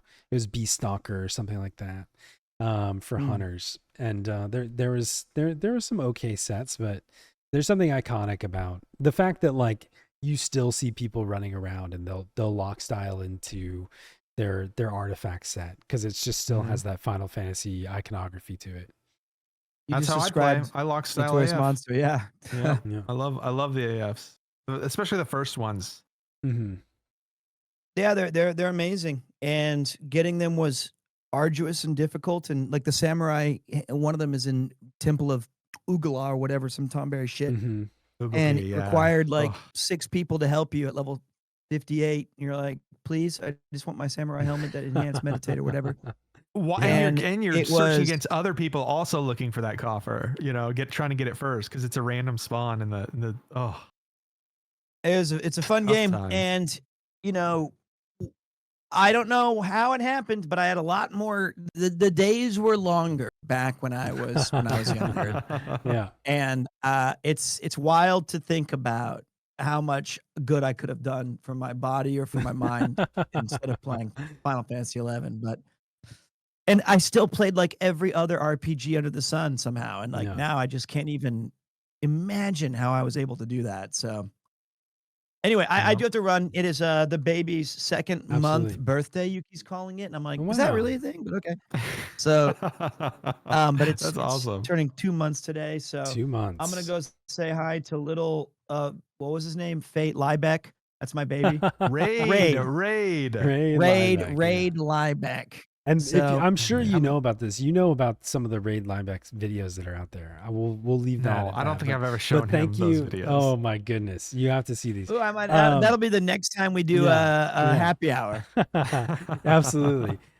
Pete, thank you so much for spending so much time with us today and talking about Final Fantasy 11. It was a pleasure to have you. It was my pleasure. And congratulations on 1,000 subs, all this awesome stuff. I hope that we send you back to Taro Land as soon as possible.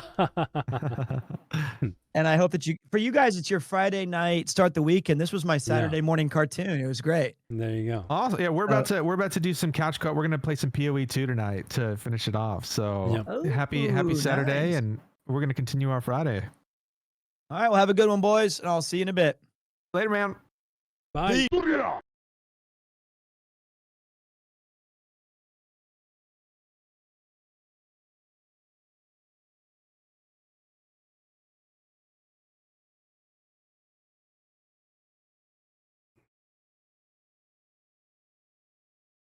Knock, knock. Hello. Hello, Heg. Hello. This is the Heghmoh residence. Yes, I have a package for. Wait, Heghmoh? Is there an Heghmoh at this residence? Oh yeah. He is in the back right now. He's dealing with some. It's not important. Yeah. Can I sign for it or? Well, you look trustworthy. You've got a mustache. Sure, why not? Mr. Monster, hello. Hold on. Let me get the receipt. Sorry, my phone's just a little slow. It's connection. Nice. This gym, you is this your business? Do you rent out this gym to customers? Oh no, this is just This is just where I live. Yeah. Oh, you live in a gym. Oh, okay. Yeah. So Yep. Yep. Mm-hmm. Don't know if that's legal. Okay, yep. I'll have to report this to the authorities. Okay, and this is your this is your edible arrangement to Heghmoh. Excellent.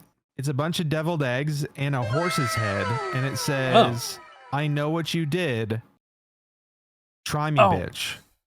Shit. So I don't know what that means. Yeah. But just make sure Heghmoh gets this message, okay? Thank you. I appreciate you letting us know. I actually sent that to him. So. Well, that's weird. You could have saved the trouble by just handing it to him. All right. Well, I gotta go. Thanks for using UPS. Oh, hey, Heg, I just showed up. I saw UPS was just here. Did you get a package?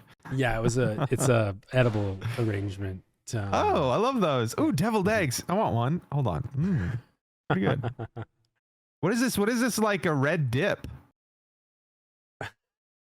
That is horse brain. Yeah.